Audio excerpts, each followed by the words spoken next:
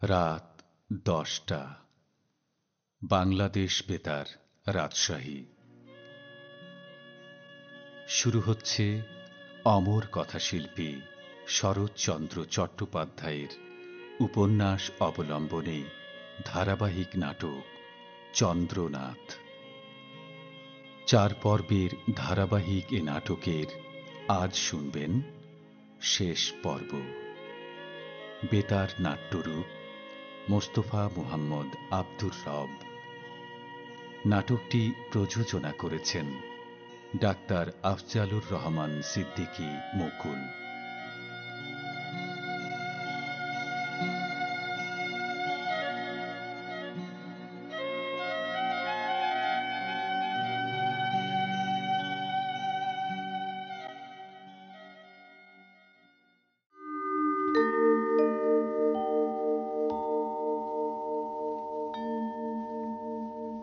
চন্দ্রনাথ মামাবাবুর সঙ্গে কলকাতায় বিয়ের জন্য পাত্রী দেখে, আর বাড়ি না ফিরে এলাহাবাদের পথে যাত্রা করে।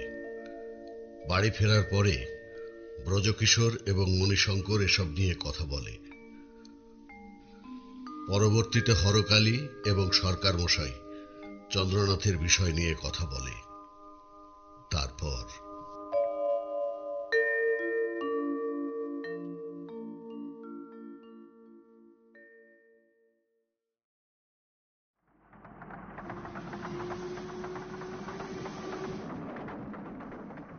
আবার সেই এলাহাবাদ।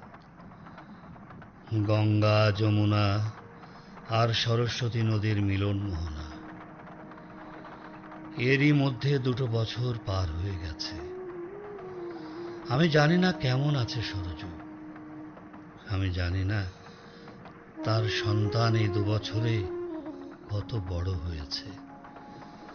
জানি না ছেলে না মেয়ে, জানি না কোথায় আছে, জানি না, আমি জানি না সরজু বেঁচে আছে না মরে গেছে।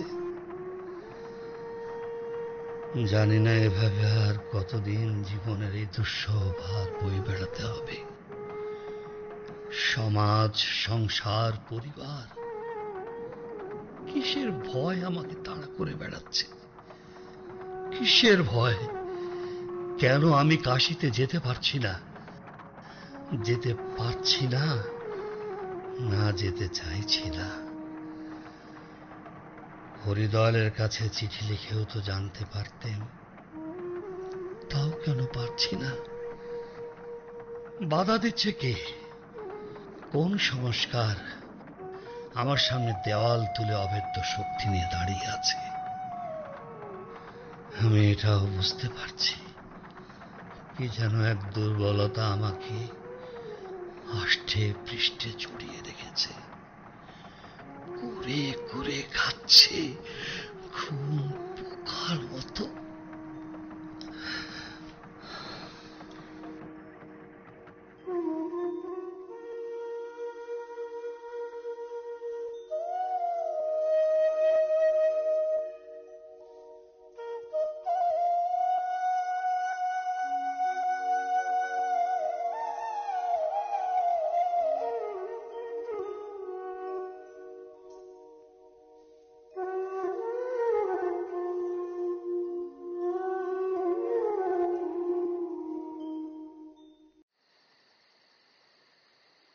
একটা নয়, ২ বছর এই বৃদ্ধ কৈলাসখুড়োর জীবনের অনেক বড় একটা পরিবর্তন এনে দিয়েছে।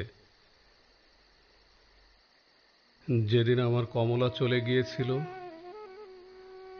যেদিন তার কমল চরণ শেষ নিঃশ্বাসটুকু ত্যাগ করে ইহজীবনের মতো চক্ষু মুদেছিল, সেই দিন হতে এই বিপুল বিশ্বও কৈলাসখুড়োর পক্ষে চক্ষু মুদেছিল। কিন্তু আজ আমি নির্দ্বিধায় বলতে পারি, সরজুর এই ক্ষুদ্র শিশুটি পুনর্বার আমাকে সেই বিস্তৃত সংসারের স্নেহময় জটিল পথে ফিরে এনেছে। চোখের জল মুছে বারবার বলতে পারি, আমার ঘরে বিশ্বেশ্বর ফিরে এসেছে। আমার পুজোর প্রদীপ আবার আঙ্গিনার তুলসী তলায় জ্বলে উঠেছে। আমার ঘর আলোয় আলোয় ভরে উঠেছে। জীবনের শুকনো নদী আবার বর্ষার ভরা প্লাবনে উচ্ছ্বসিত হয়ে দিক থেকে দিগন্তে বিস্তৃত হয়ে পড়ছে।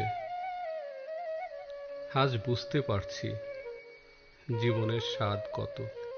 জ্যাঠামশাই, হ্যাঁ, বিশুকে নিয়ে আবার কাঁদতে বসেছ? ও তুই বুঝবি নে মা, ও তুই বুঝবি নে। বিশু আমার সংসার ফিরিয়ে দিয়েছে, বিশু আমার জীবনের কোলাহল ফিরিয়ে দিয়েছে। সে আমি বুঝি জ্যাঠামশাই, তুমি তো সমাজ সংস্কারের ভয় ঠেলে বিধিবিধানের বাঁধন ছিঁড়ে অনাগত বিশুকে আশ্রয় দিয়েছ। না না মা, না, এ তুই কি বলছিস? এই কৈলাসখুড়োর মতো একজন দুর্বল মানুষ সে শক্তি পাবে কোথায়? হে যে বাবা বিশ্বেশ্বরের অনুগ্রহ, মা অন্নপূর্ণার দয়া, তারা আমাকে অলক্ষ্যে থেকে পথ দেখিয়েছে। আমি সেই পথে চলেছি মা, ও কথা আর বলিস নে। আমাকে যে বলতেই হবে জ্যাঠামশাই, আজ আমি বুঝতে পারছি দারিদ্র্যের কারণে মা নিজে ডুবেছেন, সেই সঙ্গে আমাকেও ডুবিয়েছেন। আবারও ভুল বললি মা। আমি জানি জ্যাঠামশাই, আমি ভুল বলছি। এত বড় এই ভুল আমাকে কারা বাধ্য করেছে বলতে? আমার স্বামী আমাকে আশ্রয় দিতে ভয় করেছেন, আত্মীয় স্বজনরা ধর্ম আর জাত হারানোর ভয়ে ঘৃণা করেছে আমাকে। আমি জানি স্বামীর ভালোবাসা পাশানে মাথা ঠুকেছে, কেউ তাকে সাহায্য করতে এগিয়ে আসেনি। জগৎ সংসারের এত বড় নিষ্ঠুর রূপ আগে কখনো দেখিনি। যেটুকু বাকি ছিল দেখলেম হরিদয়াল দাদুর বাড়িতে, সবারই সামনে ছিল আমার মা। রাত অনেক হয়েছে মা, নে দাদুকে তুলে নে।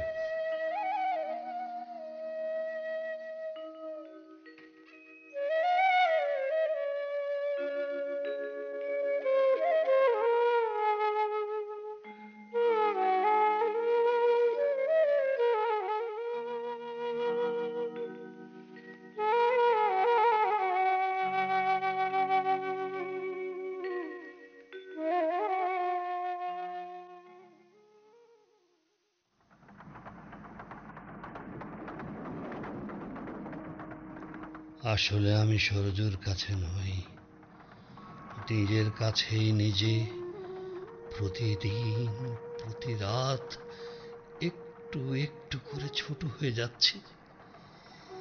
আমি তো অনেক আগে থেকেই জেনেছি একবার সাহস হারানো শুরু হলে তা ফিরে পাওয়া নাও যেতে পারে। নইলে একজন মেয়েকে এভাবে অসহায়ের মতো বাড়ি ছাড়া করতে পারি? 2 বছর পার হয়ে গেলেও কোনো খবর না নিয়ে এভাবে ঘুরে বেড়াতে পারি? কেমন করে পারছি সন্তানকে না দেখে থাকতে?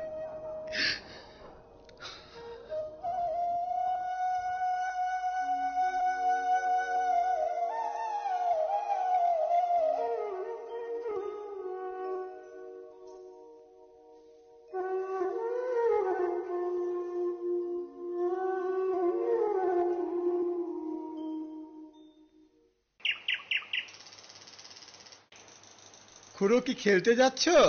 হ্যাঁ বাবাজি, দেখতেই তো পাচ্ছ আমার দাদুর হাতে দাবার পুটলি। মনে হচ্ছে খুড়ো বুড়ো বয়সে তোমার নতুন দুটো হাত গজিয়েছে। ঠিক বলেছ বাবাজি, আমার হাত দুটোতে আর আগের মতো জোর নেই, বড় শুকনো হয়ে গেছে। তাই নতুন দুটো হাত দিয়ে দাদু আমায় ধরে থাকে, যাতে করে সংসারের গাছ থেকে পড়ে না যায়। তোমার সঙ্গে কে কবে কথাই পেরেছে খুড়ো। কি মিসিজির বাড়ি যাচ্ছ? হ্যাঁ গো, ওকে এক বাজি দিয়ে আসি। হ্যাঁ খুড়ো যাও, আমি একটু ওদিকটায় যাব।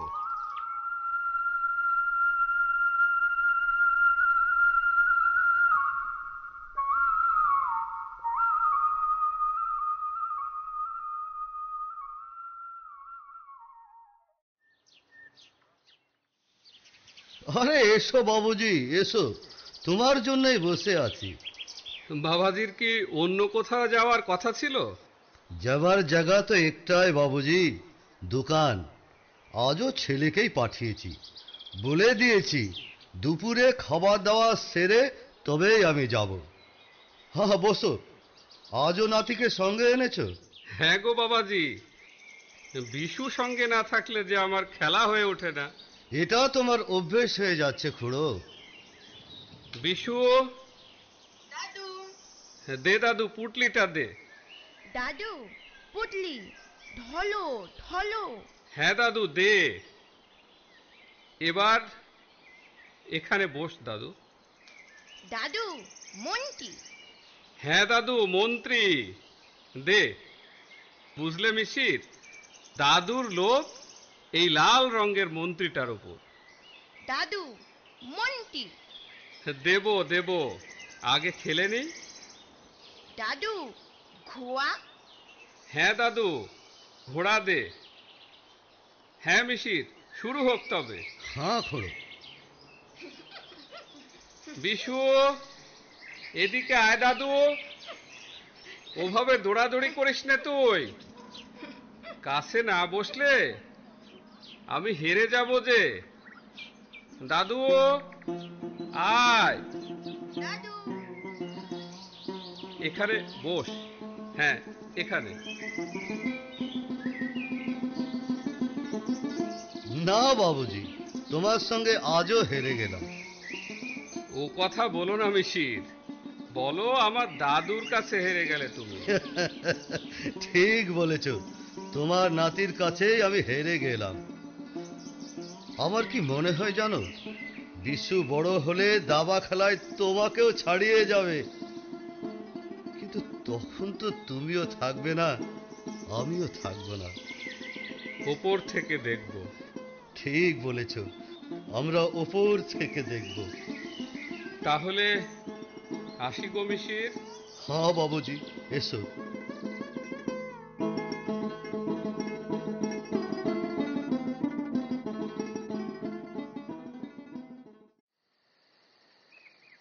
ঘোড়া চড়ে।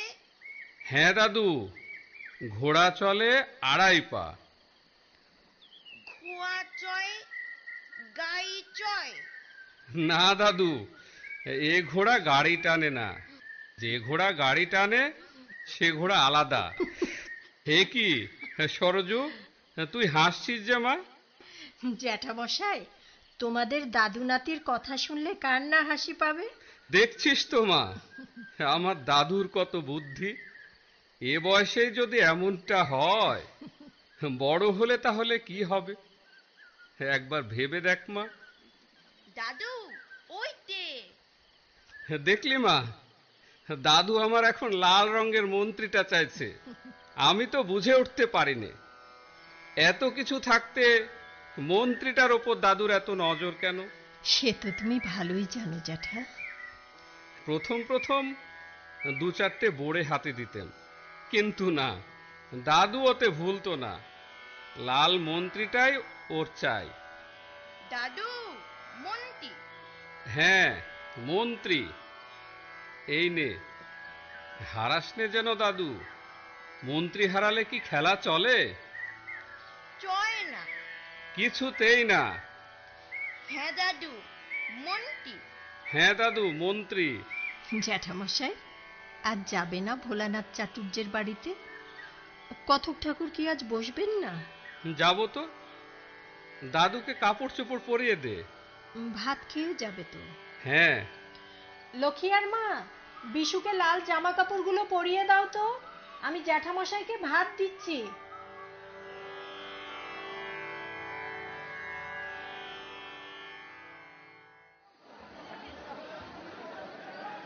খুড়ো যে, হ্যাঁ বাবাজি। আজ একটু দেরি করে এলেন যে? একটু দেরি হয়ে গেল। কই কথক ঠাকুরকে দেখছি না যে? জলপান সারতে গেছেন। ওই তো এসে গেছেন।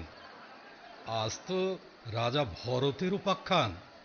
খুবই দুঃখের উপাখ্যান বাবাজি, খুবই দুঃখের উপাখ্যান। তাই বোধহয় কথক ঠাকুরের বারবার গলা চেপে আসছে। আমি বলছি না বাবাজি, বড় দুঃখের উপাখ্যান। কথক ঠাকুরের গলা তো ধরে আসবেই। শ্রোতৃবৃন্দের কাছে মার্জনা ভিক্ষে করে আবার শুরু করছি।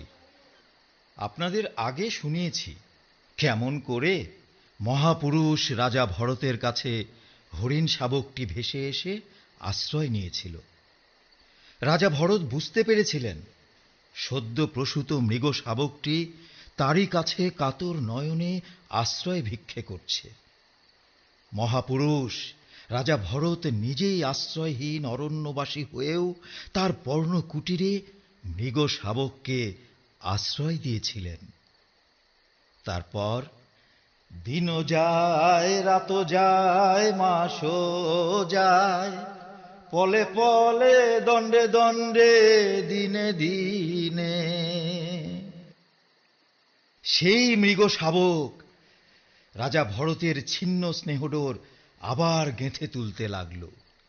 রাজা ভাবতেও পারেননি তার শতভঙ্গ মায়াশৃঙ্খল তাঁর অজান্তেই তাঁকে জড়িয়ে ধরছিল। রাজার অজান্তেই সেই মৃগশিশু নিত্যকর্ম, পূজাপাঠ, এমনকি রাজার ঈশ্বর চিন্তার মাঝেও অংশ নিত প্রতিদিন, প্রতি রাত। এমনকি ধ্যান করবার সময়ও রাজা মনশ্চক্ষে দেখতে পেতেন সেই মৃগশিশুর সজল করুণ দৃষ্টি তার প্রতি চেয়ে আছে। এমনি করেই দিন চলে যায়। মৃগশিশু বড় হতে থাকে, তারপর কুটির ছেড়ে প্রাঙ্গণে, প্রাঙ্গণ ছেড়ে পুষ্পকাননে, তারপর অরণ্যে, এরপর সুদূর অরণ্য পথে বিচরণ করতে লাগল। ফিরে আসবার সময় পার হয়ে গেলে রাজা ভরত উৎকণ্ঠিত হয়ে পড়তেন। দীর্ঘ শ্বাস ফেলে তখন ডাকতেন, আয় আয়, ফিরে আয়, ফিরে আয়, আয় ফিরে আয়। মায়ার বাঁধন, স্নেহের বাঁধন, এ বাঁধন কি সহজে ছেঁড়া যায়? না কেউ চাইলেই ছিঁড়তে পারে? যদি পারত তাহলে তো জগৎ সংসার ভেঙে চুরে গঙ্গার জলে চিরকালের জন্য ভেসে যেত। তাই তো রাজা বারবার ডাকেন, ওরে আয়, ফিরে আয়, আমার কোলে ফিরে আয়। দিন যায়, রাত যায়, সেই অসহায় মৃগশিশু বড় হবার পরে আজন্ম মায়ার বাঁধন নিমিষে ছিন্ন করে রাজার বুক শূন্য করে বনের পশু বনে ফিরে গেল। মানুষের মনের ব্যথা বুঝল না, ভাবল না ব্যথিত রাজার কথা। কি সীমাহীন দুঃখ রাজাকে জড়িয়ে ধরেছে। তারপরও রাজা ডাকেন, আয় আয় আয়। মৃগ আর ফিরে আসে না, কোনো উত্তরও দেয় না। তারপর রাজা ভরত সমস্ত অরণ্য অন্বেষণ করলেন। প্রতি কন্দরে কন্দরে, প্রতি বৃক্ষজনে, প্রতি লতা বিতানে কেঁদে কেঁদে ডাকলেন, ওরে আয় আয় আয়। মৃগ এলো না। এরপর রাজার আহার নিদ্রা বন্ধ হল, পূজাপাঠ উঠে গেল। তার ধ্যান চিন্তা সবই সেই নিরুদ্দেশ স্নেহাস্পদের পিছে পিছে অনুদ্দেশ বনপথে ছুটে ফিরতে লাগলো। হায় রে মায়া! মৃত্যুর কালো ছায়া ভুলণ্ঠিত রাজা ভরতের অঙ্গ অধিকার করে নিয়েছে। রাজার কণ্ঠ রুদ্ধ হয়ে পড়েছে, তথাপি তৃষিত ওষ্ঠ ধীরে ধীরে কেঁপে কেঁপে উঠছে, যেন রাজা এখনো ডাকছেন, ওরে আয়, ফিরে আয়, ফিরে আয়, ফিরে আয়।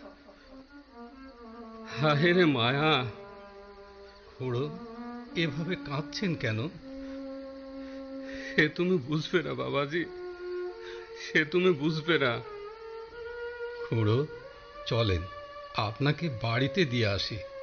আমার কাছে আলো আছে।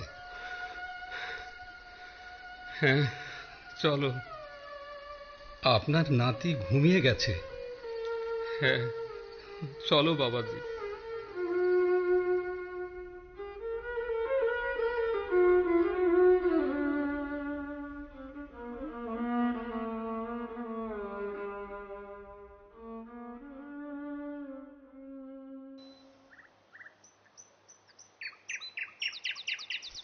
একটা কথা জিজ্ঞেস করার জন্যই তোমাকে ডেকেছি সরকার। বলুন বাবু। চন্দ্রনাথ এখন কোথায়? আমি জানি না বাবু। বাবু যেখানেই থাকুক, টাকার প্রয়োজন পড়লেই চিঠি লেখেন। কদিন কোনো চিঠি আসেনি। ছেলেটাকে আমি ঘরছাড়া করলেন। শরীরটা একটু সেরে উঠলেই আমি কাশি যাব সরকার। বৌমাকে ফিরিয়ে না আনলে যে আমার প্রায়শ্চিত্ত পূর্ণ হবে না সরকার। বাবু, চিঠি এলেই আমাকে জানাবে। জানাবো বাবু।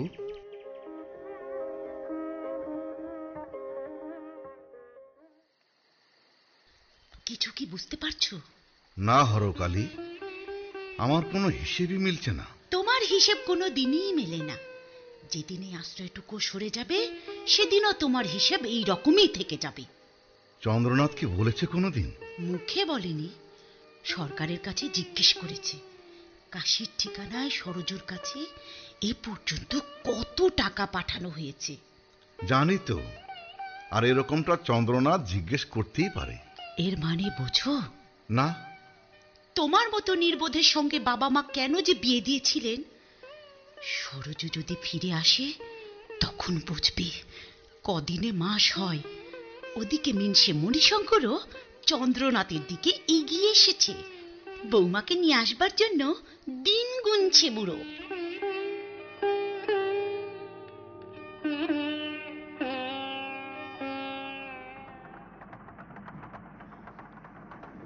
রাতের অন্ধকার ফিকে হয়ে আসছে। সামনে কাশি। সরজুকে কাশিতে রেখে গিয়েছিল সরকার মশাই। আমি কি তবে কাশিতেই নেমে যাব, না এলাহাবাদ চলে যাব? আমার ভাবনাগুলো আমাকে বিভ্রান্ত করছে কেন? না, আমি আমাকে বিভ্রান্ত করছি, নাকি সমাজ, সংস্কার? আকাশ পৃথিবীর দিগন্ত ঘেঁষে সূর্য উঠে আসছে আকাশের আঙিনায়।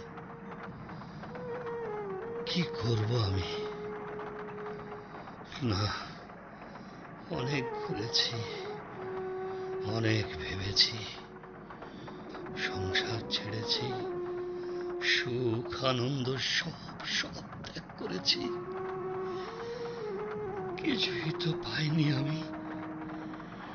শূন্যতা বারবার আমাকে গ্রাস করে নিয়েছে। আকার বারবার আমাকে ব্যাকুল করে ফেলেছে। হৃদয় সরজুকে বেঁধে যায়। সরজু, সন্তান,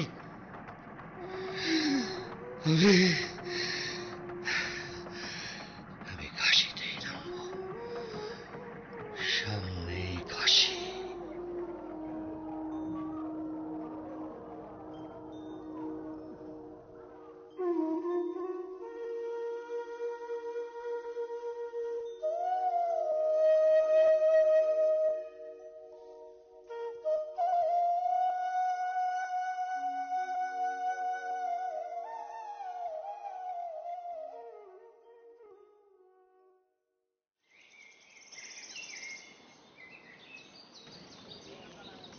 এবার হরিদয়াল ঘোষালের বাড়ির পথে বেরিয়ে পড়ি। জানি না সেখানে আমার জন্য কি অপেক্ষা করছে। বাবা বিশ্বেশ্বরের পাদপদ্মে প্রণাম। কোচওয়ান, রোখো রোখো। এই যে ভাড়া।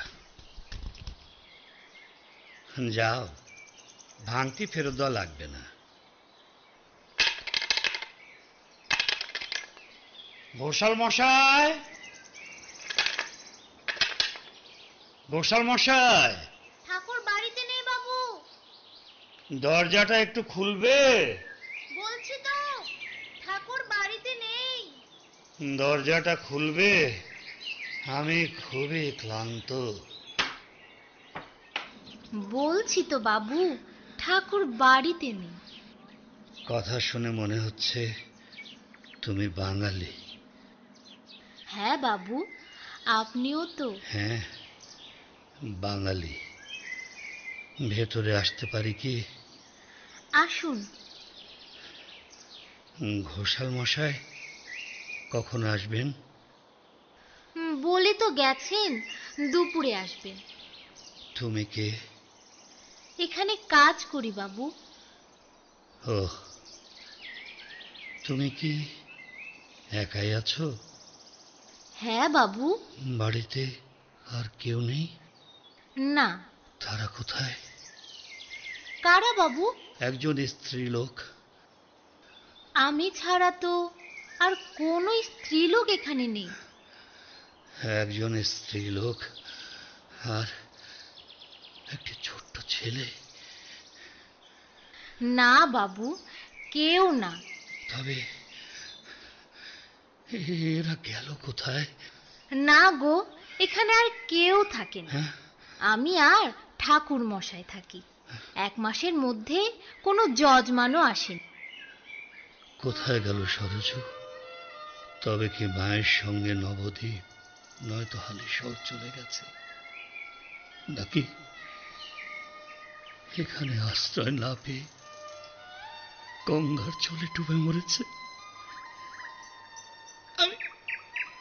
আমি তো এখনো বিশ্বাস করছি সরজু কোনোভাবেই আত্মসম্মান বিসর্জন দিয়ে মায়ের পথ বেছে নিতে পারে না।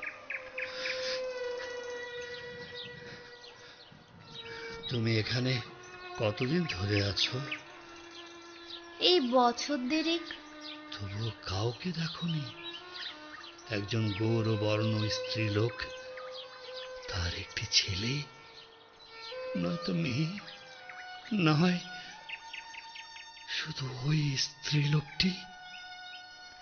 না বাবু, সত্যি বলছি, আমি কাউকে দেখিনি। কারো মুখে কোনো কথা শোনোনি? না বাবু। বারান্দায় বসে থাকলে কোনো অসুবিধে? না বাবু। তুমি যখন কিছুই বলতে পারছো না, তখন ঘোষাল মশাইয়ের জন্য অপেক্ষা করি। সেই ভালো।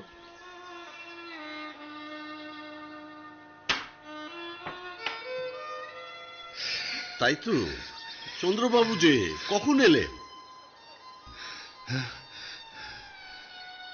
অনেকক্ষণ। এরা কোথায়? হ্যাঁ, এরা মানে এরা কবে শেষ হলো?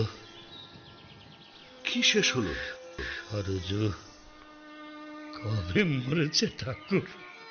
মরবে কেন, মরবে কেন বাবু? ভালোই আছে, সুখেই আছে মনে হয়। কোথায় আছে? কৈলাস খুড়োর বাড়িতে। সে কোথায়? এই গলির শেষে কাঁঠালতলার বাড়িতে। এখানে নেই কেন? মানে চন্দ্রবাবু, মানে মানে কি? কি বলতে চাইছেন আপনি? আমি আর কি বলবো, আপনি যাকে বাড়িতে জায়গা দিতে পারলেন না, আমি তাকে আশ্রয় দেব কি করে? আমার তো 5 জনকে নিয়ে কাজ। 5 জনকে নিয়ে কাজ? হ্যাঁ বাবু। সরজুর মা কোথায়? রাখাল ভট্টাচার্য আসার পরেই এখান থেকে পালিয়েছে। কৈলাস খুড়োর বাড়িতে কেমন করে গেল? তিনি নিজেই নিয়ে গেছেন। কৈলাস খুড়ো কে তিনি? কাশীবাসী একজন দুঃখী ব্রাহ্মণ। সরজু কি তাকে আগে থেকেই চিনত? হ্যাঁ, খুব চিনত। কৈলাস খুড়ো আমার এখানে দাবা খেলতে আসতো। তার বয়স কত? তার বয়স বোধহয় 60-62 হবে। সরজুকে মা বলে ডাকেন। সেখানে আর কে আছে? একজন দাসী, লক্ষ্মীয়ার মা, সরজু আর বিশু। বিশুকে? কি বিপদ! হিসেব দিতে দিতে যে গলাটা শুকিয়ে গেল। বিশুকে? বিশু সরজুর ছেলে। আমি চাই, আমি চাই।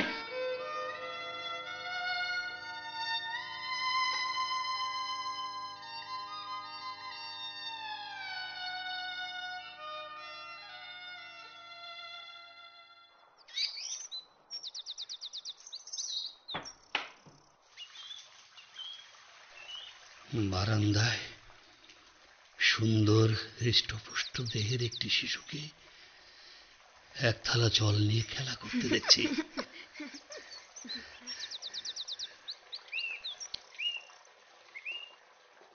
তুমি কে? আমি বিটু। কে তুমি? আমি আমি বাবা। বাবা? বাবা, বাবা,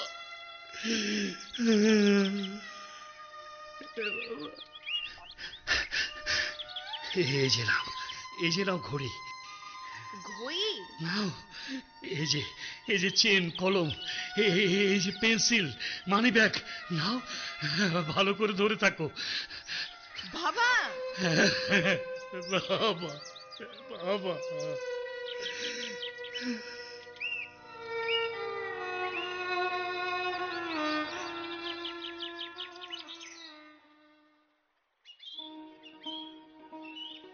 মাইজি, মাইজি। কি হয়েছে লক্ষিয়ার মা? জ্যাঠার কোনো? না না, খুড়োর কিছু হয়নি। তবে কি? এক সাহেব বাবু এসেছে, বিশুকে বুকে জড়িয়ে ধরে ঘরের মধ্যে ঘুরে বেড়াচ্ছে। বিশু তো চেনা জানা না হলেও কোলে উঠে বসে। অতটুকু ছেলে, কোনো ভয় ডর নাই। সাহেব বাবু বিশুর হাতে কত কি দিয়েছে। চলো তো দেখি। না না মাইজি, ও কাম করো না, খুড়ো বাড়িতে আসুক। জ্যাঠামশাইয়ের আসতে বেশ দেরি হবে। তুমি চুলোর পাশে বসো, আমি দেখছি। না লক্ষিয়ার মা, আমারও তো ভয় নেই। না না, বলছি তো, তোমাকে আসতে হবে না, আমি দেখছি। প্রয়োজন হলে ডাক দেব তোমাকে। কে হতে পারে? কথা নেই, বার্তা নেই, হুট করে বাড়ির ভেতরে এসে বিশুকে কোলে নিয়ে ঘুরে বেড়াচ্ছে। না, এখান থেকে ভালো করে দেখাই যাচ্ছে না। জানালার কাছে যাই। একে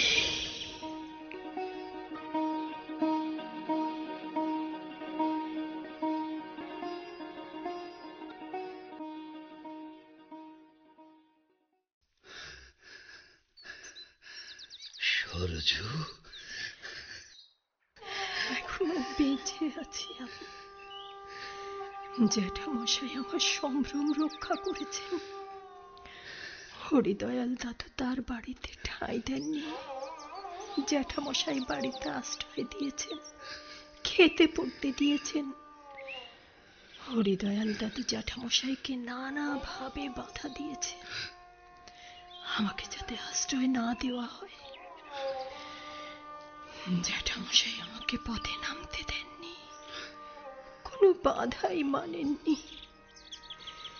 জ্যাঠামশাই যদি মুখ ফিরিয়ে নিতেন, তোমার মুখের দিকে তাকিয়ে বলছি, আমার ঠাঁই হতো মা গঙ্গার বুকে, সেদিন আমার পক্ষে বিশুর কথা ভাববার সুযোগ হয়তো হতো না।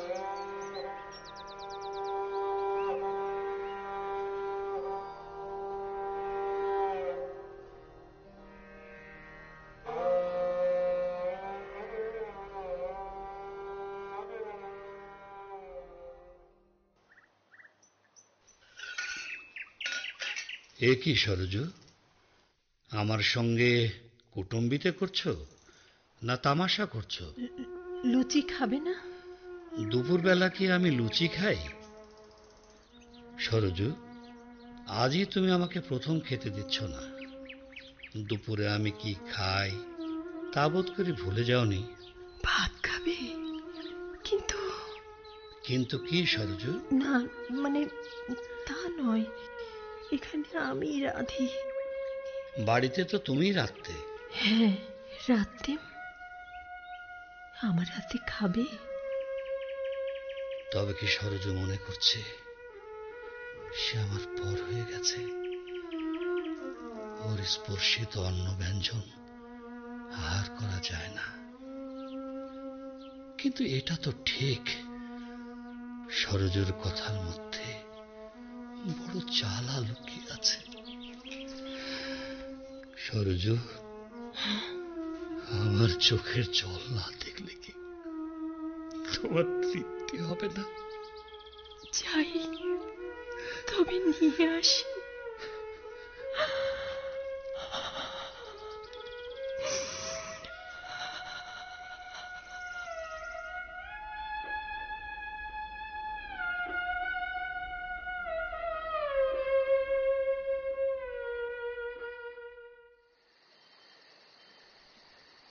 বিশু ঘুমিয়েছে? হ্যাঁ। হাতের কাজকর্ম সারা হলো? কাজকর্ম তেমন কিছুই ছিল না। জ্যাঠামশাই এখনো মন্দির থেকে ফেরেননি। বাড়ির সবাই ভালো আছে? মামা বাবু, মামিমা, চাকর বাকর সবাই ভালো আছে। আমার সই? হ্যাঁ, তুমি এখানে আসবার পর মাত্র 2 দিন এসেছিল। সেও তোমার কথা বলতে, নয়তো অন্য কোনো কথা নিয়ে। সরকার মশাই কেমন আছে? বাড়ি থেকে বের হবার আগে ভালোই তো দেখে এসেছি। ছোট কাকা, কাকিমা? ছোট কাকা তোমার কথা ভেবে ভেবে অসুস্থ হয়ে পড়েছেন। বলেছেন সুস্থ হলেই তোমাকে নিতে আসবেন। আচ্ছা, বিয়ে করলে কোথায়? পরিহাস করছো সরজু? না, জানতে চাইছি মাত্র। পশ্চিমে। দেখতে কেমন? তোমার মতো। হে কি সরজু, এমন করছো কেন? সরজু, সরজু, আমার সরজু, সরজু। লক্ষ্মীর মা, লক্ষ্মীর মা, তাড়াতাড়ি জল নিয়ে এসো, সরজু জ্ঞান হারিয়েছে। লক্ষ্মীর মা। বাবু, ভয় করবেন না, এরকম মাঝে মধ্যেই হয়, এক্ষুনি সেরে যাবে। সরজু, ভয় পেয়েছিলে? ভেবেছিলাম সব বুঝি শেষ হয়ে গেল। তোমার কোলে আমার মাথা ছিল। এ মৃত্যু কজনার ভাগ্যে হয়, আমার কি সে সৌভাগ্য হবে? এরকম মাঝে মধ্যেই হয়। তা দেখছি, তখন হতো না, এখন হয়। সেও বুঝি। সরজু, তোমার আঁচলটা দেখি। আঁচল? এই নাও।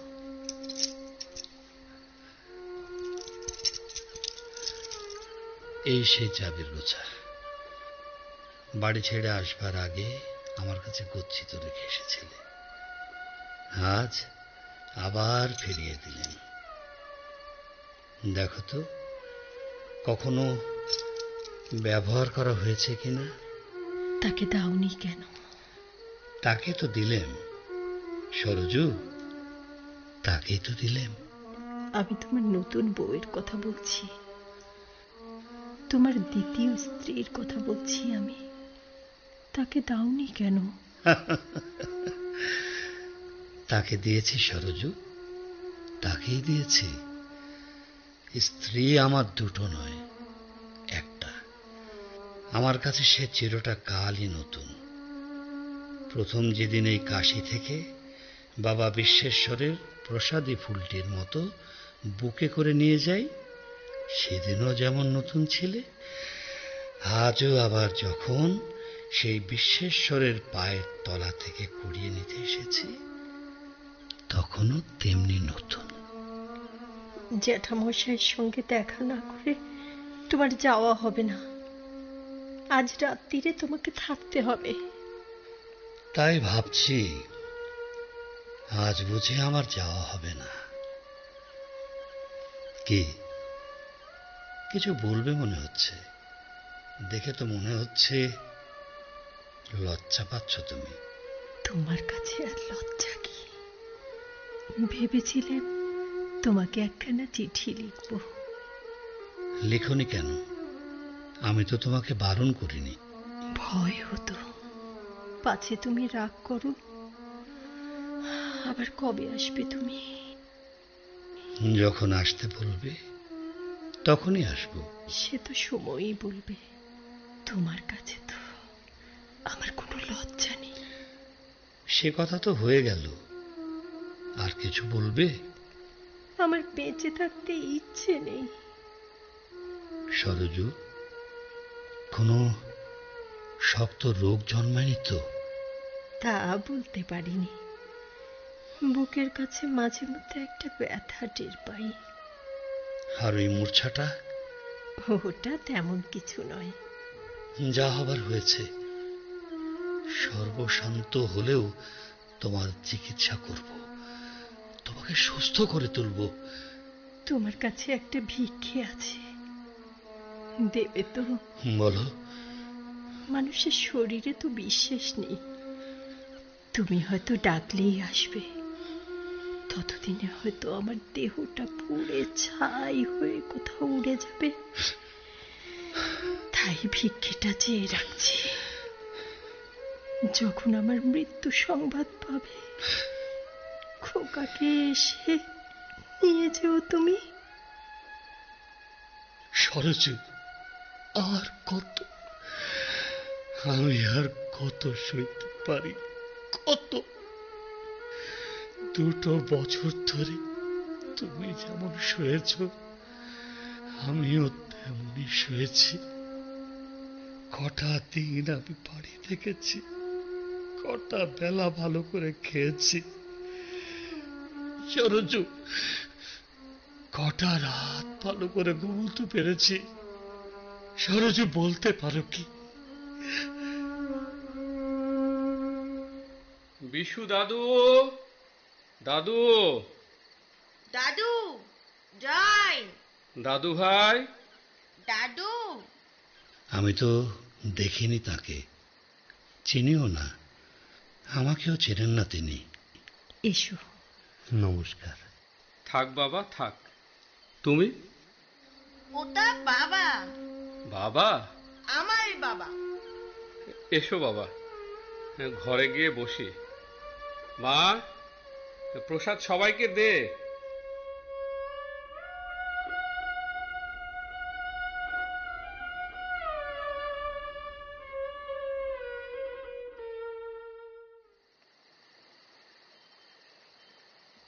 জ্যাঠামশাই, ভগবানকে আমি দেখিনি, আজ দেখলেন। সরজুকে আপনি শুধু আশ্রয় দেননি, মায়ের আসনে সম্মানের সঙ্গে আপনার সংসারে প্রতিষ্ঠা করেছেন। আমি সমাজ আর লোকনিন্দার ভয়ে যা পারিনি, আপনি তা পেরেছেন। থাক বাবা, ওভাবে বলতে নেই। আমি একজন সাধারণ মানুষ। জ্যাঠামশাই, আপনার অনুমতি পেলে বিশু আর সরজুকে আগামীকালই বাড়ি নিয়ে যেতে চাই। হ্যাঁ, ও এমন সুখের কথা আর কি আছে? পায়ের ধুলো দিয়ে হতভাগিনীকে এখানেই রেখে যাও। কেন?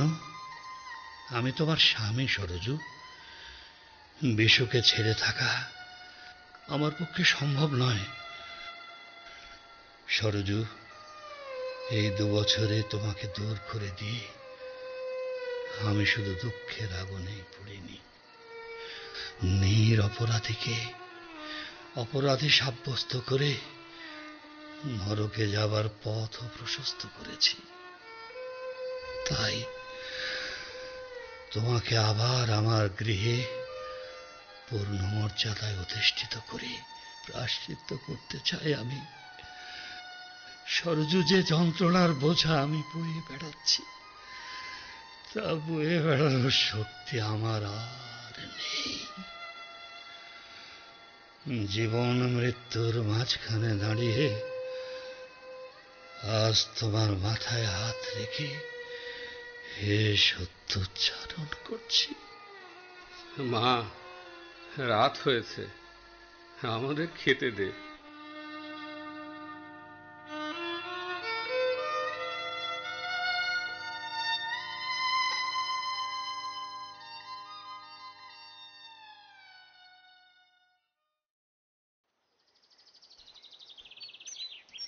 খুড়ো, আজ সকাল সকাল বেরিয়েছেন দেখছি।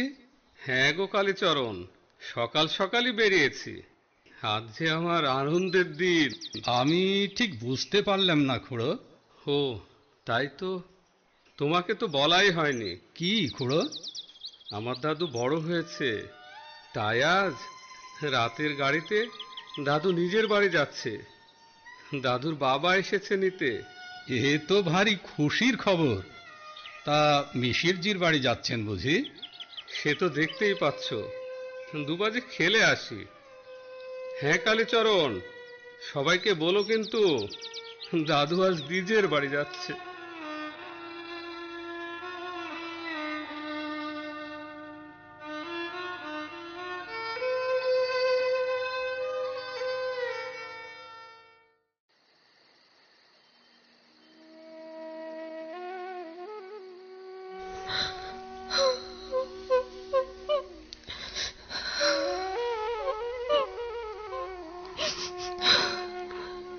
মা আমার, এভাবে কাঁদিস নে মা।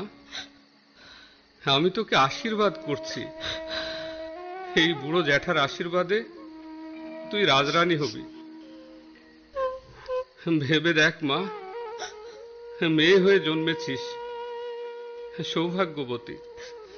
কোনো মেয়ে কি চিরকাল বাপের বাড়ি থাকে, না থাকতে চায়? হ্যাঁ মা, এটা ঠিক। কখনো কখনো মানুষের জীবনে সংকট আসে, তোরও এসেছিল। আজ বাবা বিশ্বেশ্বরের কৃপায় সে সংকট কেটে গেছে। মা, আবার যদি কখনো কাশিতে আসিস, জ্যাঠার এই কুড়ে ঘরটিকে ভুলে অন্য কোথায় থাকিস না যেন। এই সরজু একদিন ভিখারিনী হয়ে কাশিতে এসেছিল, আর আজ রাজরানী হয়ে ফিরে যাচ্ছে। আমার জীবনে কি কম আনন্দ মা? আমাকে ছেড়ে তুমি থাকতে পারবে না জানি। আর কটা দিন মা, আমার যে ডাক পড়েছে, এবার তপ্ত প্রাণটা জুড়োবার উপায় হয়েছে। আমার দয়া মায়া নেই। সীমা, ও কথা বলিস নে। আমি তোকে চিনেছি মা, আমি তোকে চিনেছি।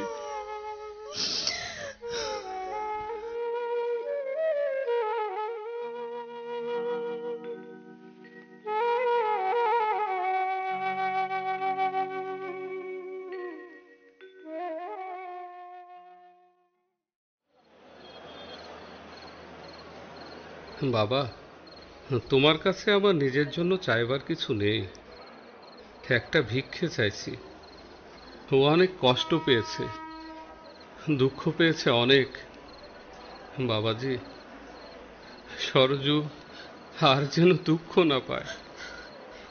জ্যাঠামশাই, আপনাকে ভিক্ষে দেবার সাধ্য আমার নেই।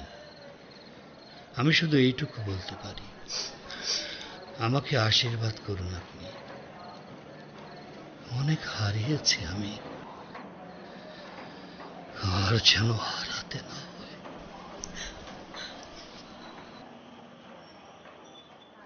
মা, গাড়িতে উঠে পড়, দাদুকে আমার কাছে দে। যতক্ষণ পারি বুকে জড়িয়ে রাখি। বিশু, দাদু, দাদু, দাদু, কোথায় যাচ্ছ? দাদি, দাদু, মন্টি। হ্যাঁ দাদু, মন্ত্রী, তোকে দিলেম, হারাসনে যেন। দাদু, মন্টি। গাড়িতে উঠে পড়ো বাবাজি। থাক বাবাজি, আমি আশীর্বাদ করছি। বাবা বিশ্বেশ্বর তোমাদের মঙ্গল করুন, আর যেন তোমাকে হারাতে না হয়। নাও, বিশুকে নাও। দাদু, দাদি। মা, এভাবে কাঁদিস নে মা। তোর চোখ দিয়ে জল পড়লে আমার যে কষ্ট হয় মা। আবার আশীর্বাদ করছি, তুই রাজরানী হবি। বাবা বিশ্বেশ্বর তোকে দেখবেন।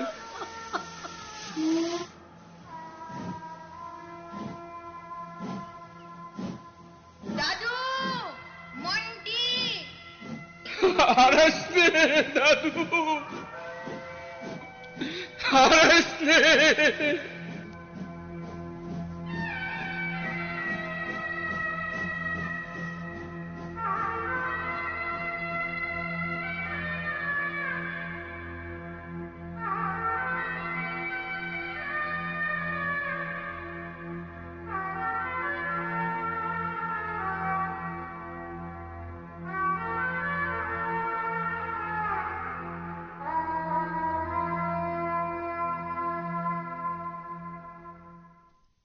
এতক্ষণ শুনলেন অমর কথাশিল্পী শরৎচন্দ্র চট্টোপাধ্যায়ের উপন্যাস অবলম্বনে ধারাবাহিক নাটক চন্দ্রনাথ।